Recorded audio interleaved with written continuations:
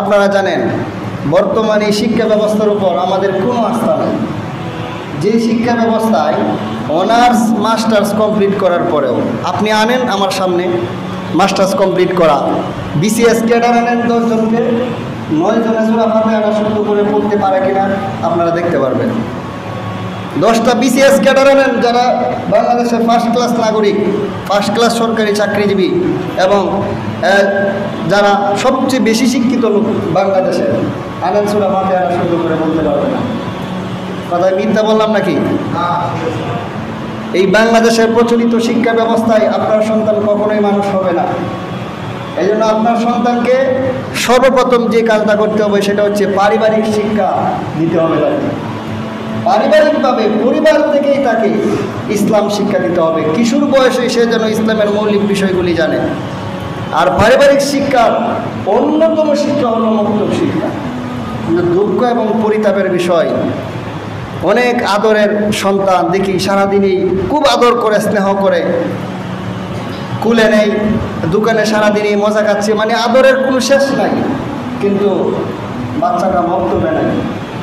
আপনার এই আদর দিয়া আপনার সন্তানের ভবিষ্যতেও ভালো কিছু হবে না, আপনার ভবিষ্যতেও ভালো কিছু হবে না।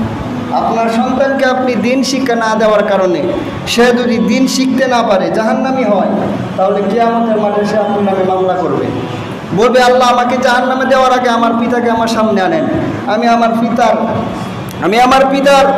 আমার বাবার গলার মধ্যে পা দিয়া তারপর আমি জাহান্নামে যেতে চাই। কারণ আমার বাবা, তখন আমি কিছুই বুঝতাম না, তখন আমার বাবা আমাকে কেন দিন শিক্ষা দিল না, কেন সূরা ফাতিহা কিছু মৌলিক বিষয়গুলি আমাকে জ্ঞান অর্জন করালো না। সম্মানিত প্রিয় মুসলিগণ, আমরা দিনকে দিন খুব বেশি জাহিলিয়াতের দিকে ছুটে যাচ্ছি। সামনে আমাদের দেশে আরও কী বলে কী হয় আমরা কিন্তু জানি না। দিনকে দিন আমরা ভ্রষ্টতার দিকে, নষ্টতার দিকে আমরা ফিরে যাচ্ছি। এই জন্য আপনার সন্তানকে দিন শিক্ষা দেওয়ার জন্য অন্যতম প্রধান কাজ হচ্ছে মক্তব শিক্ষাটাকে গুরুত্ব দেওয়া।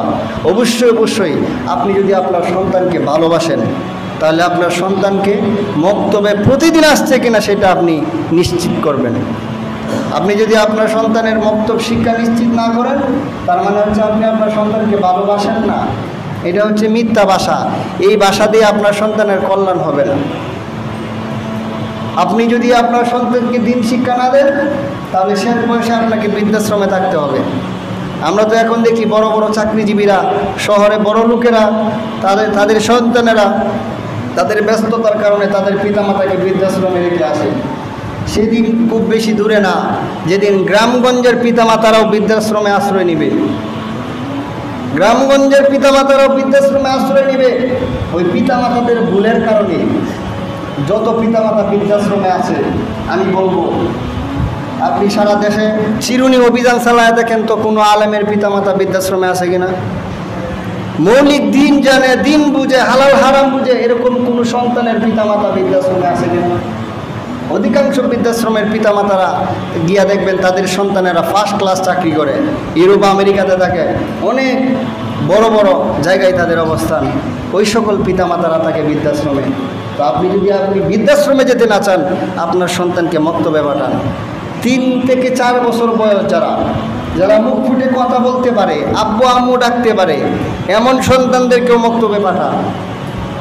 আল্লাহ সুবহানাহু ওয়া তাআলা আমাদের সবাইকে এই বিষয়গুলি আমল করার তৌফিক দান করেন।